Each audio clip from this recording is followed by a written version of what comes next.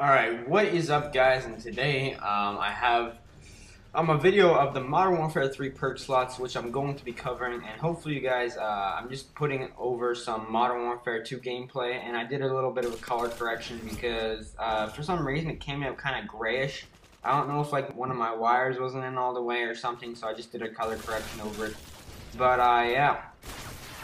So with Modern Warfare 3 coming out fairly soon, I think there's going to be a lot of people, as soon as they get the game, they're going to be seeing what perks are good, what's working, what point streaks are going to work good, what guns work good with what attachments.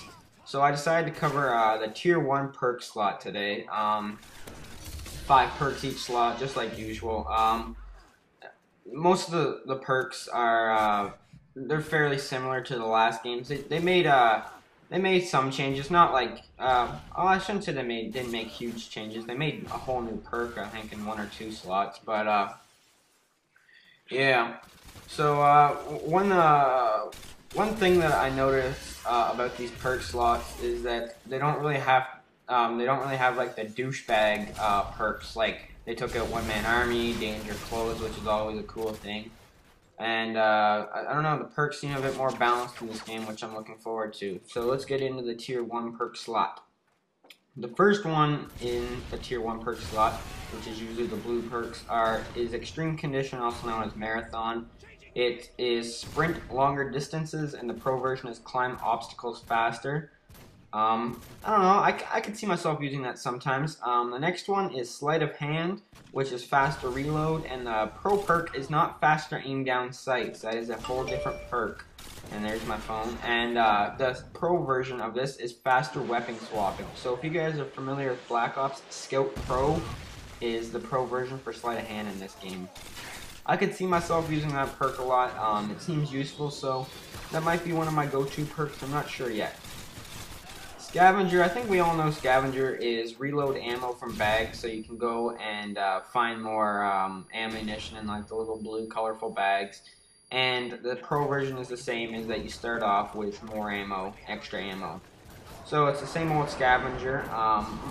More likely you'd use that for if you're going for a high kill streak or point streak, or you're trying to stay alive for a large amount of time. But I'm not sure if you can replenish grenade launchers, stun grenades, claymores, equipment. I'm not sure if you can do that. I have no idea, guys. The next perk is Blind Eye, and this one's going to be interesting. It's a mix between Ghost and Cold Blooded from past Call of Duty titles such as Modern Warfare 2 and Call of Duty Black Ops. It is undetectable from the air support, which is kind of like Ghost Pro / Cold Blooded. And it has faster launcher lock-on and extra damage to air support is the pro version of that.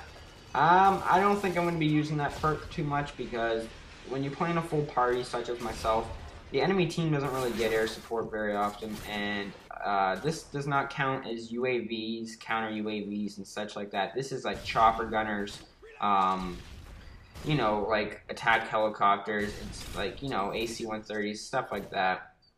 And the last perk in this perk slot is Recon, which is explosive damage marks target on the HUD, and the pro version is bullet damage marks target on the HUD. Just kind of like Battlefield, once you shoot the guy, it kind of has like that little info thing where it shows where the guy's kind of going to.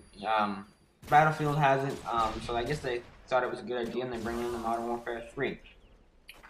So my thoughts on the perk slots for the Tier 1. I don't really see myself, to be honest, using the Recon, which is the explosive and bullet damage on the HUD. I don't think that'd be too useful for me. I guess it depends. I don't know. I don't really see myself using that too much. Blind Eye is, like I already gave you guys the definitions. I won't be using that too much because the enemy team doesn't really get air support very often. And the faster launcher lock-on, I don't really have a problem with the time it takes to connect to the air support. It's not really that long, so I don't really know why you need faster lock-on to air support. Scavenger. I could see myself using Scavenger, and this is one point I want to make about Scavenger. I believe it is in the second tier slot hardline, is 1 less kill for a kill streak, and the pro version of it is 2 assists count towards 1 kill. So if you get 2 assists in 1 life, it has to be in 1 life, and it counts as 1 kill. Now, if Scavenger, you can replenish stun grenades. You could just throw them everywhere and be running hardline and getting assists like crazy, right? Just throw them in there and get the assist, and you can getting kills just by throwing stun grenades all day. So it depends on if Scavenger lets you get stuns in like your equipment and frags and grenades and stuff like that back. I think that's going to be a big part. They haven't really confirmed that if you can or cannot yet, which I think is going to be a big game changer for me. If you can, then I might run Scavenger more often than if you wouldn't be able to replenish those sorts of items. Sleight of Hand, yes, that's pretty much in the tier 1 slot. Sleight of Hand is pretty much my go-to perk, I would say. Faster reload and faster weapon swapping. Over any other perk, from myself personally, I think that right there, Sleight of Hand, is more useful, and it, like, in my personal opinion, it is the perk that's going to be most useful for me. Some people say that Sleight of Hand is just a waste of perk. I don't understand that, because I find the reload faster is very useful, because I like to get up in people's faces. I don't sit back and camp all the time. I like to run around and, get my kill streaks fast and stuff like that. So I think Sleight of Hand is going to be really good, and I think I will also be using Extreme Conditioning, sprint longer distances, and climb obstacles faster, so it's pretty much Marathon. Marathon, I like Marathon.